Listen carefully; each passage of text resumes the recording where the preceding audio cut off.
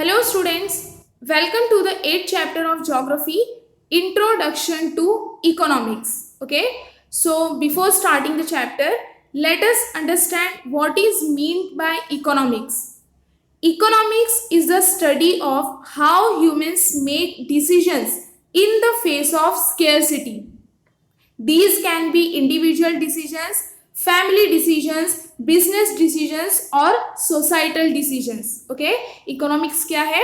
Economics is the study of how humans make decisions in the face of scarcity. Scarcity means a lack of something needed, यानी किसी चीज की अगर हमें जरूरत है तो उसकी कमी होना, उसे क्या कहेंगे? स्केर्सिटी. तो स्केर्सिटी को फेस करते हुए कैसे ह्यूमंस जो है डिसीजंस लेते हैं. ओके, तो ये डिसीजंस जो है इंडिविजुअल भी ले सकते हैं, फैमिली डिसीजंस भी हो सकता है, बिजनेस डिसीजन भी हो सकता है या फिर सोसाइटल डिसीजन भी हो सकता है. Okay, if you look around carefully you will see that scarcity is a fact of life. अगर आप अपने आसपास ध्यान से देखते हो, केयरफुली देखते हो, तो आपको क्या दिखाई देगा कि जो स्केर्सिटी है यानी जो कमियां हैं वो हमारे लाइफ का सच है, फैक्ट है. कैसे? अगर जब भी मतलब बाई चांस अगर हमें किसी चीज की अर्जेंसी होती है, कोई चीज बहुत ही अर्जेंट मतलब चाहिए होता है और अगर हम उसे मार्केट में खरीदने जाते हैं तो वो वहां पे अवेलेबल ही नहीं होता. ओके, या फिर उस चीज की कमी रहती है वहां पे जो हमें नहीं मिल पाता. ठीक है, तो कैसे इस स्केर्सिटी को फेस करते हुए ह्यूमंस डिसीजन लेते हैं. ओके, जैसे ह्यूमन के जो वांट्स होते हैं या फिर नीड्स जो होते हैं वो इनफाइनाइट होते हैं. अगर एक नीड पूरा होता है तो दूसरा अराइज होता है, दूसरा पूरा होता है तो तीसरा अराइज होता है. लेकिन नीड्स को पूरा करने के लिए जो रिसोर्सेस लगते हैं, क्योंकि ह्यूमन की नीड्स क्या होते हैं? Goods and services. ओके, और गुड्स एंड सर्विसेज को प्रोड्यूस करने के लिए रिसोर्सेस लगते हैं.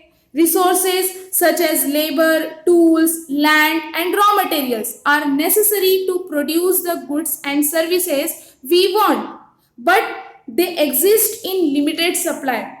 लेकिन रिसोर्सेस का सप्लाई जो होता है वो लिमिटेड होता है, यानी उसकी कमियां रहती है. तो इकोनॉमिक्स क्या बताता है कि इस इनफाइनाइट नीड्स को लिमिटेड रिसोर्सेस के साथ कैसे मैनेज किया जाए. ओके, कैसे उसको टैकल किया जाए. So economics is the study of how humans make decisions in the face of scarcity. See next आपको एक चार्ट दिया है, चैप्टर के स्टार्टिंग में आपको एक चार्ट दिया है. जैसे कि हम जो है हमारे पेरेंट्स जो होते हैं वो फैमिली बजट बनाते हैं, मंथ का फैमिली बजट बनाते हैं कि मतलब किस चीज के लिए कितना खर्चा लग सकता है. ओके, तो वैसे ही आपको एक चार्ट दिया है, 3 कॉलम्स दिए हैं. फर्स्ट में सीरियल नंबर, सेकंड में आइटम्स है यानी प्रोडक्ट्स. ठीक है, और लास्ट कॉलम में आपको दिया गया है एस्टिमेटेड एक्सपेंडिचर. एस्टिमेटेड का मतलब क्या होगा? अज्यूम करना, अंदाजा लगाना कि हाँ इसके लिए इतना खर्चा हो सकता है. ओके, एक्सपेंडिचर मतलब क्या होगा? खर्चा. जैसे फर्स्ट वन क्या दिया है? Daily food. आइटम्स में फर्स्ट क्या दिया है? Daily food. तो एस्टिमेटेड एक्सपेंडिचर उसका कितना है? 6000. ओके, सेकंड है buying 2 sets of uniform. Price कितना है उसका? Means expenditure 2000. School stationery 500. Medical expenditure 450. Recreation means entertainment, कभी हम मौज मस्ती के लिए कहीं पे गए. ठीक है, तो उसका एस्टिमेटेड एक्सपेंडिचर कितना है? 500. Next mobile bill 1000. Vegetables, fruits etcetera 1000. Public transport, bus, railway, rickshaw etcetera कितना है? 2600. Electricity bill 1500. Tourism 4000. Bank instalments 3000. Okay, तो टोटल एस्टिमेटेड एक्सपेंडिचर कितना हुआ? 22,550. Okay, next suppose this is your expenditure and this month and your monthly income is ₹20,000. ये जो chart दिया हुआ है ऐसा कहा गया है कि सपोज मीन्स मान लेते हैं कि ये आपका जो है मंथ का एक्सपेंडिचर है यानी खर्चा है और आपका जो मंथली इनकम है वो सिर्फ 20,000 है. Next, to strike a balance between your income and your expenditure, decide what will be your preferences for expenditure. See, अगर मीन्स देखिए एक्सपेंडिचर ज्यादा है, खर्चा ज्यादा है, कितना है 22,550 और मंथली इनकम कितना दिया है 20,000। लेकिन अगर इस इनकम और एक्सपेंडिचर को क्या करना है, बैलेंस लाना है दोनों के बीच में, तो हम मतलब एक्सपेंडिचर के लिए कौन सा प्रेफरेंस ले सकते हैं, मीन्स इसमें किस चीज के लिए जो है खर्चा कम कर सकते हैं। जैसे कि रिक्रिएशन, जो एंटरटेनमेंट के लिए जो हमने एस्टिमेटेड एक्सपेंडिचर लगाया है 500, उसको हम कम कर सकते हैं, ओके, क्योंकि इतना जरूरी नहीं है। नेक्स्ट है मोबाइल बिल, वो 1000 है, उसको कम कर सकते हैं टैकल करने के लिए, ओके, बैलेंस करने के लिए इनकम और एक्सपेंडिचर। नेक्स्ट है टूरिज्म, जो कि 4000 है, इसको भी हम कम कर सकते हैं, okay. Next, after discussion on the above activity, you will realize that management of individual or family finances is mainly related to income and expenditure, that is economic factors, okay। जो अभी हमने एक्टिविटी देखा और discuss किया उसके बारे में, तो हम ये रियलाइज कर सकते हैं कि मैनेजमेंट ऑफ इंडिविजुअल और family finances is mainly related to income and expenditure, that is economic factors. यानी जो ये इनकम और एक्सपेंडिचर है ये इकोनॉमिक फैक्टर्स होते हैं। तो अगर हम ये रियलाइज कर रहे हैं कि चाहे वो इंडिविजुअल फाइनेंस हो या फिर फैमिली फाइनेंस है, उसको मैनेज करना, उसका मैनेजमेंट करना वो किससे रिलेटेड होता है, इनकम और एक्सपेंडिचर से, okay. This led to the birth of economics. Next, the word economics comes from the Greek word oikonomia, which means family management. See, ये जो सेंटेंस दिया हुआ है, the word economics comes from the Greek word, ये economics word जो है ये कहाँ से आया है, ग्रीक वर्ड ओइकोनोमिया से। और ओइकोनोमिया का मतलब क्या होता है, फैमिली मैनेजमेंट, ओके। तो ये आपको वन सेंटेंस में एग्जाम में पूछ सकते हैं, ठीक है। There is a lot of similarity between family management and economics.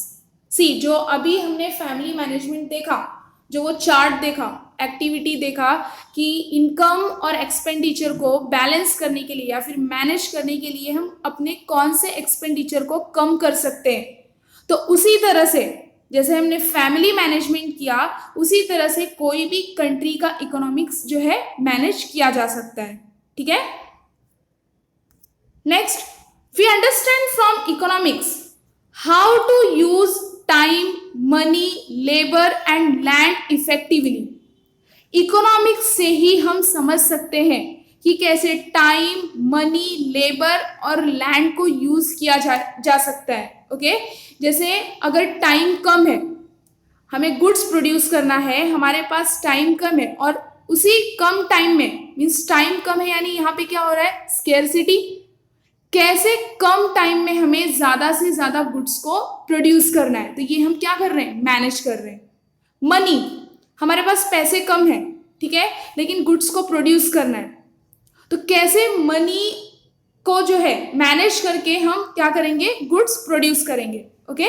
वैसे ही लेबर और लैंड, तो इकोनॉमिक्स से ही हमें ये समझ में आता है कि how to use time, money, labor and land effectively, okay.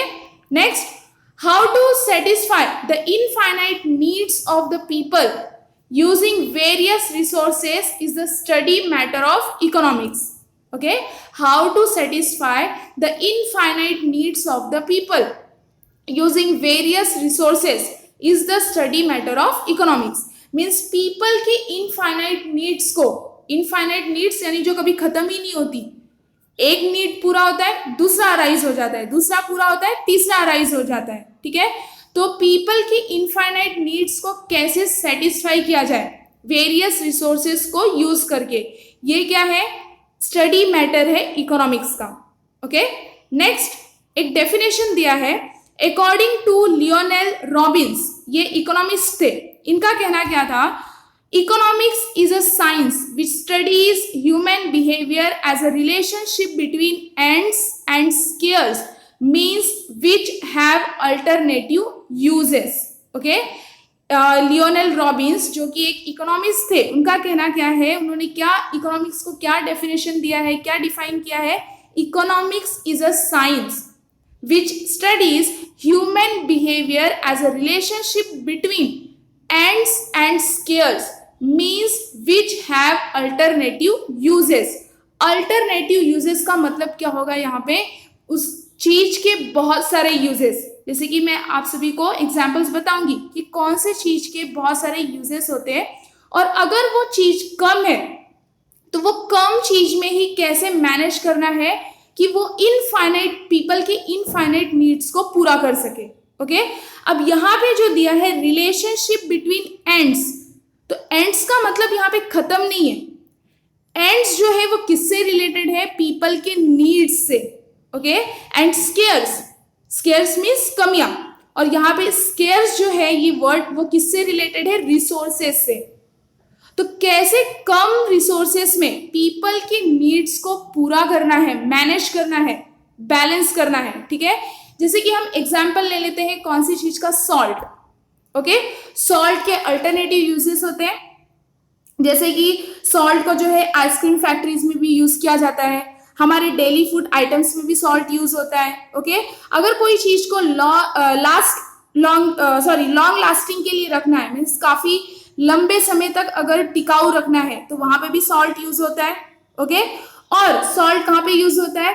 Pharmaceutical industry में मेडिसिन बनाने के लिए, जैसे कि जो कॉमन सॉल्ट के टाइप्स है जो फार्मास्यूटिकल इंडस्ट्री में यूज होते हैं, like hydrochlorides, sodiums and sulphates. Okay, तो सॉल्ट के यहाँ पे अल्टरनेटिव यूजेस है, लेकिन अगर उसकी कमी हो गई और पीपल के नीड्स तो इनफाइनाइट है, तो कैसे वो स्केयरसिटी में, यानी सॉल्ट अगर कम है, वो रिसोर्सेस कम है, तो कैसे उसे जो है यूज किया जाए कि पीपल्स की नीड्स जो है वो फुलफिल हो सके, सेटिस्फाई हो सके। ओके, तो अकॉर्डिंग टू लियोनेल रॉबिन्स ने एक डेफिनेशन दिया है, economics is a science which studies human behaviour as a relationship between ends and scarce means which have alternative uses.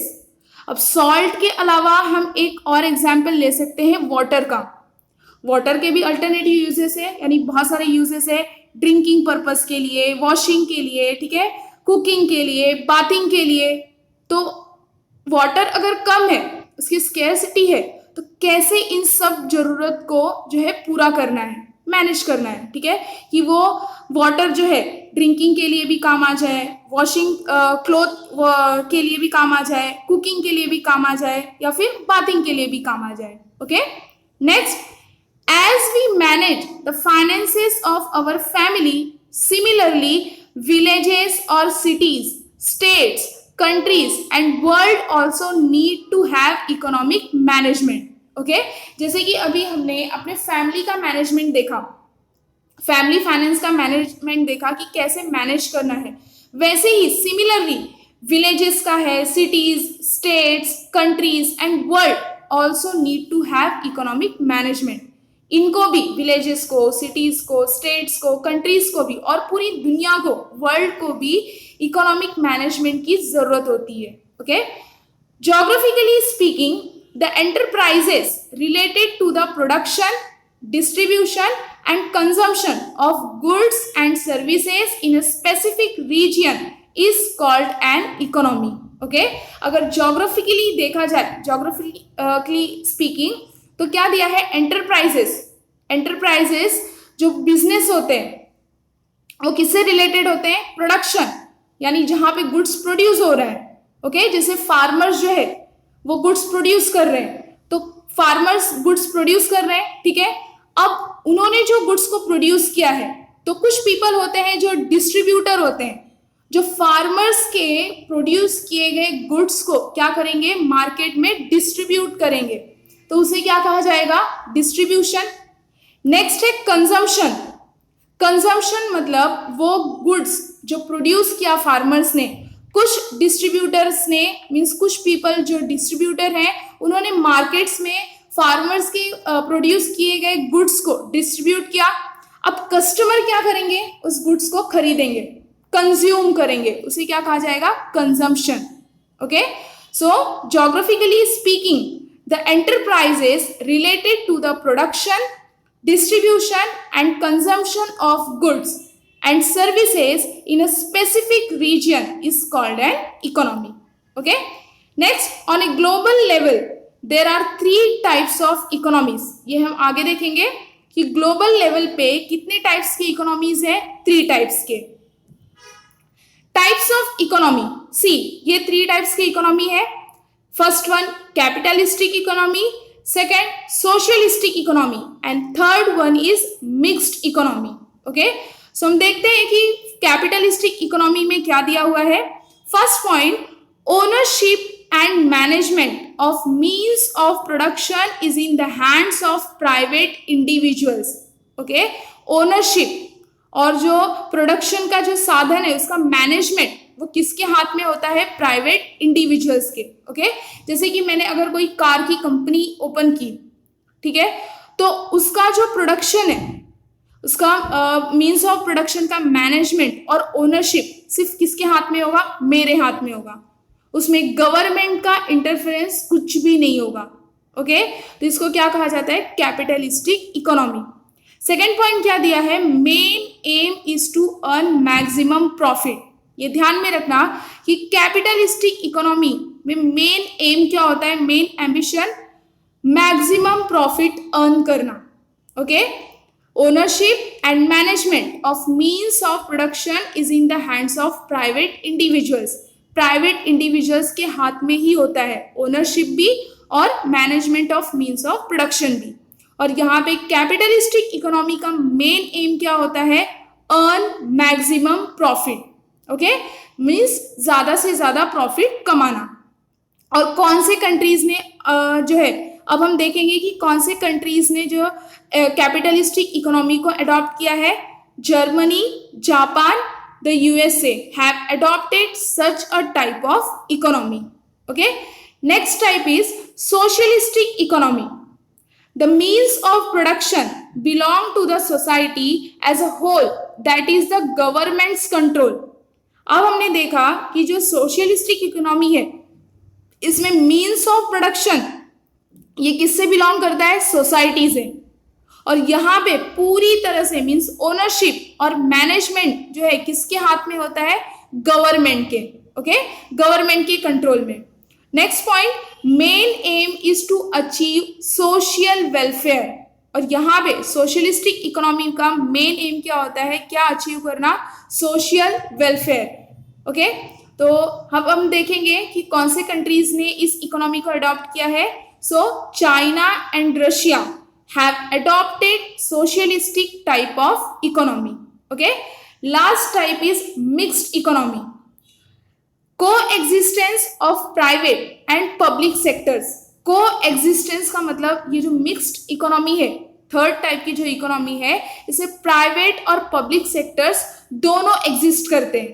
Okay, तो प्राइवेट इंडिविजुअल्स का भी कंट्रोल रहेगा और गवर्नमेंट का भी कंट्रोल रहेगा. पब्लिक का मतलब यहाँ पे क्या है, गवर्नमेंट. ओके, तो को existence of private and public sectors. Second point is a balance between profit and social welfare is made. क्योंकि ये मिक्स्ड इकोनॉमी है, मिक्स टाइप की इकोनॉमी, तो मेन एम क्या है, दोनों है इसका, मीन्स बैलेंस बना के रखना प्रॉफिट में और सोशल वेलफेयर में. ओके, सो कौन से कंट्रीज ने मिक्स टाइप की इकोनॉमी अडॉप्ट की है, India, Sweden, the UK have adopted this type of system. Okay, तो कौन से 3 टाइप के इकोनॉमी है. फर्स्ट वन कैपिटलिस्टिक इकोनॉमी, ये ध्यान में रखना है कि ओनरशिप और मैनेजमेंट जो है किसके हाथ में होता है, कैपिटलिस्टिक इकोनॉमी में प्राइवेट इंडिविजुअल्स में. और मेन एम क्या है, earn maximum profit. Next socialistic economy, means of production ये किससे बिलोंग होता है, सोसाइटी से. और ये पूरा जो है किसके कंट्रोल में होता है, गवर्नमेंट के. और मेन एम क्या है इसका, achieve social welfare. Third mixed economy, यानी कि इसमें प्राइवेट और पब्लिक दोनों सेक्टर्स एग्जिस्ट रहते हैं. ठीक है, और मेन एम क्या है कि प्रॉफिट और सोशल वेलफेयर के बीच में बैलेंस बना के रखना. ठीक है, next factors affecting an economy, ये कुछ फैक्टर्स दिए हैं जो इकोनॉमी पे अफेक्ट करते हैं. First, political sovereignty. Second, occupations. Third, population. And last one is geographical area and natural resources. Okay, कौन से फैक्टर्स है? Political sovereignty, occupations, population, geographical area and natural resources. Okay, next, always remember economics is an important social subject. Economics क्या है? एक important social subject. We use economics on a large scale in agriculture, trade, finance, administration, law and in our daily life. Okay? हम economics कहाँ use करते हैं? Large scale में, agriculture में, agriculture के लिए, trade, finance, administration, law, okay, और अपने डेली लाइफ में. Next, economics holds a Paramount importance. Paramount importance का मतलब क्या होगा? पैरामाउंट का मतलब more important than anything else. Okay, economics अगर किसी और चीज से कंपेयर किया जाए तो बहुत ही इकोनॉमिक्स का बहुत ही ज्यादा इंपॉर्टेंस है. Okay, so economics holds a Paramount importance in the social development of humans. Okay, next, do you know Adam Smith, ये भी एक इकोनॉमिस्ट है, is known as the father of economics. Adam Smith को क्या कहा गया है? Father of economics. In his book wealth of Nations published in 1776, he has defined economics as the science of wealth. Okay, Adam Smith जिन्हें father of economics कहा जाता है, उन्होंने एक बुक लिखी थी. कौन सी बुक? Wealth of Nations. कब पब्लिश हुई थी ये बुक? 1776 में. और इन्होंने इकोनॉमिक्स को कैसे डिफाइन किया था? क्या डिफाइन किया था? Economics as the science of wealth. Economics क्या है? Science of wealth. Okay, next, globalisation of the economy. The recent economic policies are taking the economy towards globalisation. Means कोई भी कंट्री हो, उसका जो हर एक कंट्री का जो इकोनॉमिक पॉलिसीज है, रीसेंट मीन्स अभी का इकोनॉमिक पॉलिसीज है, वो किसकी तरफ बढ़ रहा है? Globalisation. Globalisation means building a world economy. Globalisation means building a world economy. यानी कोई भी कंट्री है, जैसे कि हम अपनी कंट्री की बात कर ले, हमारी कंट्री का इकोनॉमी जो है वो किससे लिंक किया जा रहा है? वर्ल्ड इकोनॉमी से. तो उसी को कहा जाएगा globalisation. Means open trade, open market. तो हर एक कंट्री जो है क्या कोशिश कर रही है कि अपना जो इकोनॉमी है वो दूसरे कंट्री से लिंक करे. ओके, जोड़े. World economy is a borderless economy in which natural resources, profit, services, capital, labour and technology flow freely across borders of countries. Okay, world economy क्या है? बॉर्डरलेस इकोनॉमी है. Which means natural resources, हम कहीं से भी, मतलब natural resources अगर ज्यादा अवेलेबल है तो कोई भी कंट्री से हम उसे परचेज कर सकते हैं और अपने कंट्री में गुड्स प्रोड्यूस कर सकते हैं. ठीक है. Profit, services, capital. कैपिटल जो है दो फॉर्म में होता है, मनी को भी कैपिटल कहा जाता है, या फिर जैसे कि फैक्ट्रीज में जो मशीन्स होते हैं, टूल्स होते हैं, वो भी कैपिटल ही है. ठीक है. लेबर मीन्स कोई भी जो ह्यूमन है वो कहीं पे भी जाके काम कर सकते हैं, वर्क कर सकते हैं. ठीक है. Next, technology. अगर हमारे कंट्री में कोई टेक्नोलॉजी, एडवांस टेक्नोलॉजी अगर अवेलेबल नहीं है तो हम दूसरे कंट्री से जो है परचेज कर सकते हैं. ठीक है. Flow freely across borders of countries. So world economy is a borderless economy in which natural resources, profit, services, capital, labor and technology flow freely across borders of countries. Okay, next, globalization means aligning the country's economy with the world economy. aligning का मतलब क्या होगा? जोड़ना. globalization का मतलब क्या है? aligning the country's economy means अपने कंट्री के इकोनॉमी को किससे लिंक करना है, किससे जोड़ना है? वर्ल्ड इकोनॉमी से. Okay, Next, there is a free trade and all restrictions on investments are set aside. Means globalisation की वजह से जो भी रेस्ट्रिक्शन थे इन्वेस्टमेंट पे वो क्या हो चुके हैं, अब खत्म हो चुके हैं. ठीक है, अब कोई भी रेस्ट्रिक्शन नहीं है. कोई भी कंट्री जो है किसी भी कंट्री से नेचुरल रिसोर्सेज परचेज कर सकता है. टेक्नोलॉजी अगर अवेलेबल नहीं है तो वो भी परचेज कर सकता है. और अगर किसी कंट्री में उसे फैक्ट्री डालना है, ठीक है, जैसे कि अगर अमेरिका ने इंडिया में फैक्ट्री डाला है कोई, तो वो वहां पे बैठे बैठे मीन्स यहाँ पे इंडियंस काम करेंगे और प्रॉफिट किसको होगा, अमेरिकन को. ठीक है, जिसने वहां पे कंपनी डाला है तो वैसे ही वो प्रॉफिट कमा सकता है. तो यहाँ पे ग्लोबलाइजेशन की वजह से पूरी तरह से फ्री ट्रेड हो चुका है और इन्वेस्टमेंट के लिए जितने भी रेस्ट्रिक्शंस थे वो खत्म हो चुके हैं. Okay, next, the functions of an economy. Means functions मतलब क्या होगा, work. Every country has a different economy. Means हर एक कंट्री का जो इकोनॉमी है वो डिफरेंट होता है. नेवरदलेस, लेकिन the main functions of economy are similar. Means भले ही हर एक कंट्री का इकोनॉमी डिफरेंट होता है लेकिन उसके जो मेन फंक्शंस होते हैं, इकोनॉमी के जो मेन फंक्शंस होते हैं वो सेम होते हैं. ठीक है, some of the main functions of the economy are as follows. तो कुछ इंपॉर्टेंट जो है मेन फंक्शंस दिए गए हैं इकोनॉमी के. जैसे first one, deciding the product and quantity of its production. तो अगर गुड्स बनाने हैं या प्रोडक्ट बनाना है तो सबसे पहले डिसाइड करो कि कौन सा प्रोडक्ट बनाना है.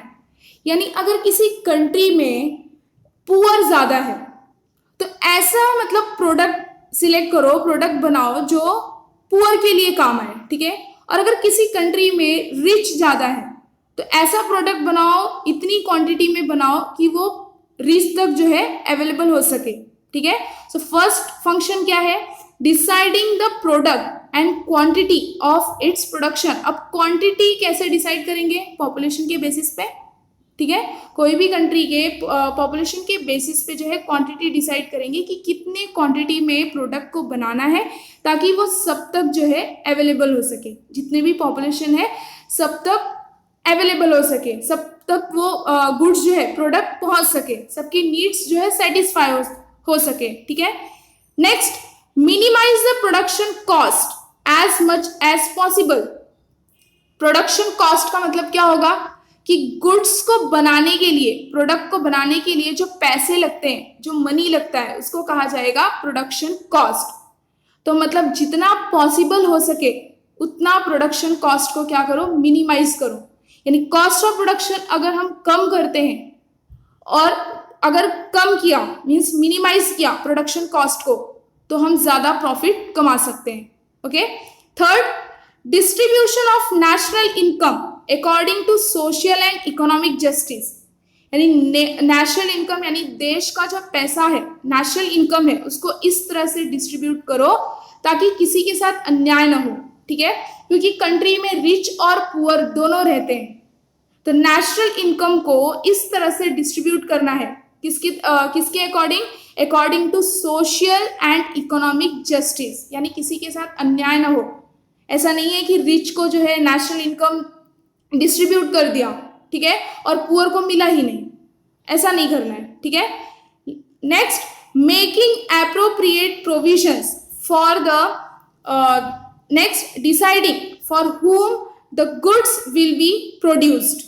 ओके, लास्ट क्या दिया है, deciding for whom the goods will be produced. जैसे फर्स्ट वन दिया था deciding the product and quantity of its production, तो वैसे ही लास्ट क्या दिया है, deciding for whom the goods will be produced. यानी ये डिसाइड करना है कि किसके लिए गुड्स को प्रोड्यूस किया जाए. ओके, मीन्स रिच के लिए प्रोड्यूस करना है या फिर पुअर के लिए. ओके, तो ये मेन फंक्शंस है, 5 फंक्शंस दिए गए हैं. तो क्या बोला है कि अगर कंट्री की जो इकोनॉमी होती है वो डिफरेंट होती है लेकिन इकोनॉमी का जो मेन फंक्शन है वो क्या होता है, similar. Okay, last, thus an economy strives to create a balance between limited resources and unlimited needs. Okay, economy क्या है, strives to create a balance between limited resources and unlimited needs, means human के जो needs होते हैं वो infinite होते हैं, unlimited होते हैं, और रिसोर्सेज लिमिटेड होते हैं, ठीक है। तो कैसे इन दोनों में, मीन्स लिमिटेड रिसोर्सेज में और अनलिमिटेड नीड्स में कैसे बैलेंस रखना है, ये किससे पता चलता है? इकोनॉमी से। Okay, hope you understood this chapter. Thank you for watching this video.